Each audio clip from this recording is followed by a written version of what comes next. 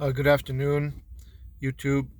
I just thought I'd talk a little bit about the question which I've been trying to answer, which Jordan Peterson put forward. It's when the left goes too far.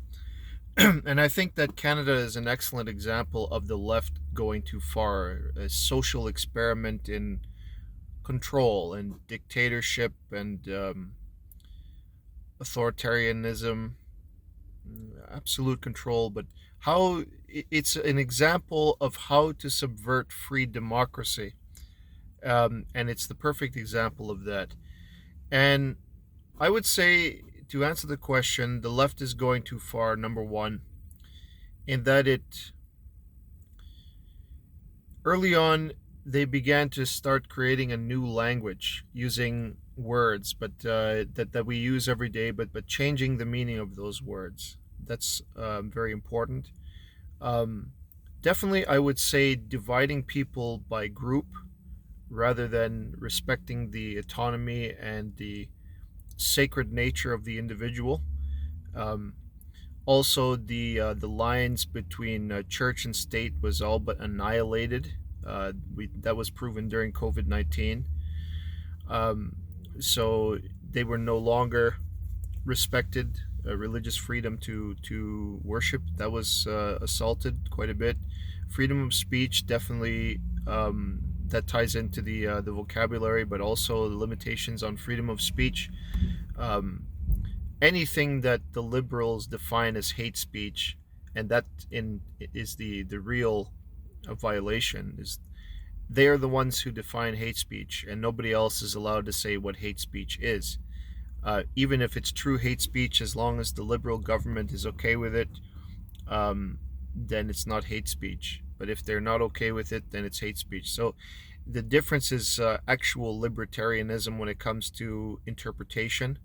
Um, so people get confused on the premise that the government basically extended its power to control what we're allowed to say, and they used a pretense of compassion and love for a particular group in order to abuse their power and extend their range of power, and then left it extremely vague so that in the context of the law it would be too complex um, to enact to specific details that are unique to specific cases. So it's basically the control is without bounds. It's without boundaries. It's completely unchallengeable.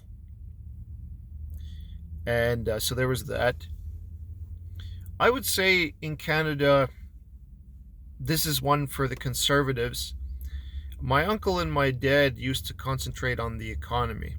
The problem with the liberal government is they don't have any care about the economy. The economy serves as their engine to get taxes and money for their ideas.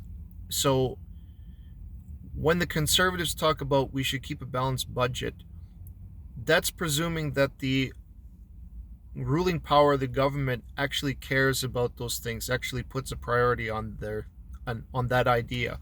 They don't. Their priority is only on progressive ideas, climate change, LGBTQ plus, how would we put it, globalism.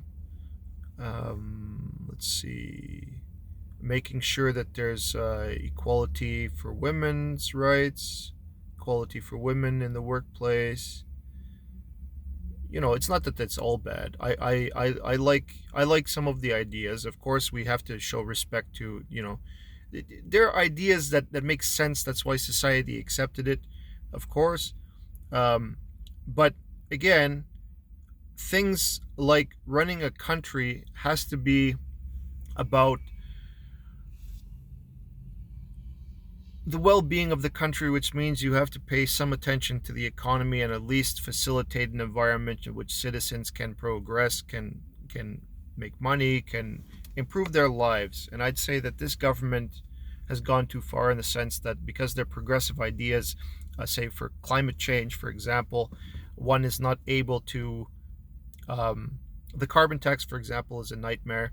That's put a lot of pressure on Canadians because they don't fully understand how much carbon tax is actually being implemented. There's carbon tax on literally everything.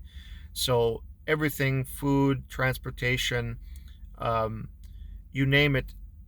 Gasoline, number one, of course, you would talk about like that. But I mean, the cost of actual transportation is very important for the country's infrastructure. So that going up a lot is really hurting us.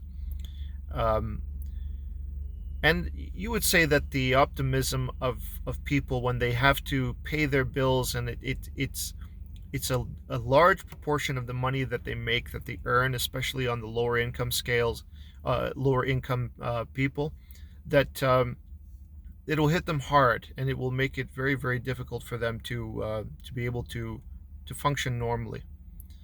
Um, so it would create a lot of pretense um, for depression, for mental illness, for hopelessness, you might say, amongst the population. So that's another area in which the left goes too far. It's complete ignorance of the balance economically. Their plans supersede the importance of common people in the sense that they're ignoring them for their lofty ideals, for their pursuits. And I'm talking about the Liberal government is ignoring common people, poor people, low income people, for that pursuit of idealistic utopia that is completely, it's not possible. We've already seen that the targets that they're going to set is not going to be met anyways, and yet they're still giving people a hard time without giving the technology a chance to develop and grow naturally. I would say that, pardon me, I would say that in about 50 years' time, we have a good chance to get everything away from fossil fuels, at least our dependency on fossil fuels. But at the moment, we are not technologically advanced enough, in my opinion, to be fully dependent on it in every level of infrastructure. Certainly, wealthier people can afford to buy an electric car. How reliable is that car? I don't know. I happen to like Tesla a lot. But there's a natural order and progression to things, and it can't happen overnight. And this government seems to be trying to make it happen overnight. And that's just not possible. You're going to punish people hard where it hurts, in their pocketbook, in their wallet. So it's a big no-no. The prime minister blatantly lying in all of his interviews is probably pissing off a lot of people. The disingenuous nature of the way he answers questions and avoids what they talk about, it's very disgraceful. It's hurtful to people that want to support him. How can we have trust in you if you can't even put together a true sentence, I would say. And everything that you talk about is dodging the questions and so on and so forth. Everybody who's seen an interview knows it. So that's problematic. But I would talk to Pierre Poilievre himself, and I think you should try to work on your public profile, because people think that you are only about numbers. He's a numbers guy. Eliminate that. Canada is not only about numbers. We do care about, well, I'll just put it like this, Christian socialism, because that's what it used to be. We care about our fellow man. We care about the world. We care about people who are in need. We care about people having an equal opportunity playing field. We care about individual respect and rights for everybody and freedoms for everybody. We care about those things. Stop talking only about numbers. The problem with Poilievre is he's really, you can see a little bit in some of his old videos that he's a blunt instrument, a little bit. I respect the man, I would say, because the alternative is he at least demonstrates a care for the Canadian economy but most importantly, a care for people who are in the working class, lower income. He at least demonstrates a genuine care for those people, I think, from what I've seen.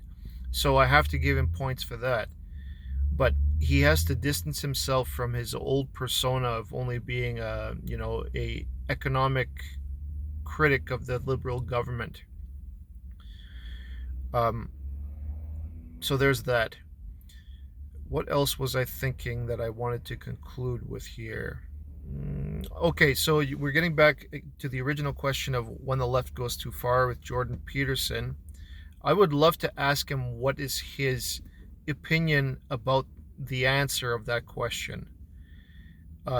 So to sum up and to repeat again what I was talking about earlier, the appropriation and alteration of vocabulary, the censorship of free speech, the ignorance of the rule of law. As the Constitution is written, there's a lot of violations I've seen online and on the news about people having their rights violated who dare to question the government. That's a no-no. A lot of violations of free liberty that we had in this country that we enjoyed under the rule of law.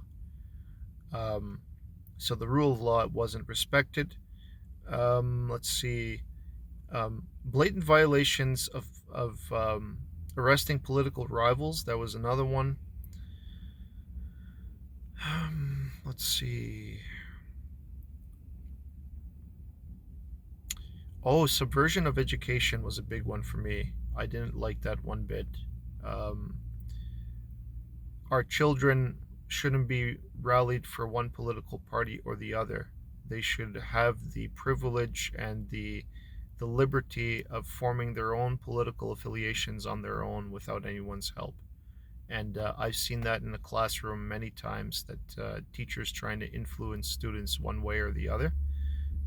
It will happen naturally as they age, and they will figure out for themselves what they're going to do and whom they'll support according to their ideals. The only thing I want to teach in classrooms is how to carefully discern action from talking. Politicians, they talk a lot, but there's little action. So base your ideas on how they act, not on what they speak about. That's the only rule you need to follow. If you base it on their actions, you can have their track record, everything. That's a much more accurate idea of what they actually represent.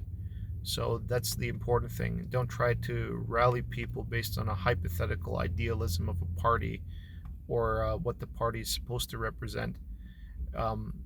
In action, they usually don't.